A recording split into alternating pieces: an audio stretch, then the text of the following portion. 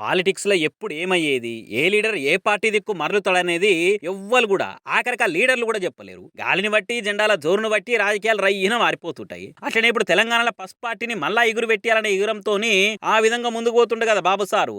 ఆ ప్లాన్లోనే భాగంగా ఆర్ కృష్ణయ్యకి బాధ్యతలు అప్పయ్యప్పబోతుందని latest talk. BC leader Krishnaiah బిరాన్నే రేపో ఎల్లుండో టీడీపీ తీర్థం పుచ్చుకొని సైకిల్ చైన్ మెల్లేసుకునే కాలమే ఉన్నదట. ఈ ముచ్చట మీద ఇప్పటికే 2 సార్లు చంద్రాలు సారు సీక్రెట్ మీటింగ్ పెట్టుకొని కలిసి అన్ని మాట్లాడుకుర్రని కూడా తెలంగాణ పొలిటికల్ సర్కిళ్లలో పొట్టు తిరుగుతున్న ముచ్చట. ఇదివరకు 2014 ఎలక్షన్ల టైంలో టీడీపీలో ఉన్నాడు కృష్ణయ్య. అప్పటి ఓట్లలో ఎల్బీ నగర్ నియోజకవర్గంకి వెళ్ళి పోటీ కూడా చేసిండు. ఒకవేళ ఆ ఎన్నికల పసుపు పార్టీ గెలిచి ఉంటే పక్కా కృష్ణయ్యనే సీఎం అని స్వయాన చంద్రబాబు చెప్పిండు కూడా. అప్పట్లో ఆయన ఘోరంగా ఓడిపోయే వరకలా అటు ఇంకా వైసీపీకి దగ్గరైండు. దాంతో 2021 జగన్ నుండి కృష్ణయ్యని ఏరి కోరి బీసీ కోటాల రాజ్యసభకు పంపించిండు. కొన్ని వద్దుల కింది దాకా కూడా ఆయన పంక పార్టీలనే ఉన్నాడు. అయితే తెలంగాణ టీడీపీకి బూచు దాపించినట్టు మోస్ట్ బలం తెప్పియాలని చంద్రాల సార్ ప్రయత్నాలు చాలు చేసే వరకలా మళ్ళీ ఇప్పుడు పార్టీలో ఉన్న పాత లీడర్ కృష్ణ అయితేనే పర్ఫెక్ట్ ఉంటుందని ప్లాన్ అట.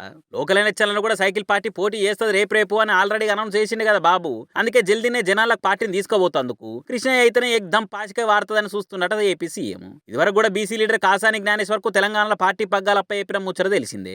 ఆయన ఇప్పుడు బీఆర్ఎస్ ఉన్నాడు కాబట్టి కృష్ణయ్యకి ఇస్తేనే కలిసి వస్తాన ఆలోచన ఉందట బాబుకు. వీధికెళ్ళి నడమ బీజేపీ బీసీ మంత్రం పట్టిస్తున్న ముచ్చట తెలిసిందే. అసెంబ్లీ ఎన్నికల గెలిస్తే బీసీ లీడర్నే సీఎం చేస్తామని కూడా ప్రకటించారు. ఇంకో దిక్కు పవర్లున్న పార్టీ కాంగ్రెస్ లీడర్లే బీసీ సూత్రాన్ని బిగ్గరగా వినిపిస్తున్నారు. ఇటువంటి టైంలో అన్ని తీర్లు ఆలోచించి తెలంగాణలో సైకిల్ హ్యాండిల్ బీసీ లీడర్కి ఇస్తేనే బెటర్ అన్న బాబు ప్లాన్ ఏం దాకా వర్కౌట్ అవుతుంది. ఉరాగ పడబడ్డటైన సైకిల్ రిపేర్ చేసి ఆర్ కృష్ణయ్య సవారీ చాలు చేస్తారా లేదా అనేది ఇంకొన్ని వద్దుల క్లారిటీగా తెలుస్తుంది.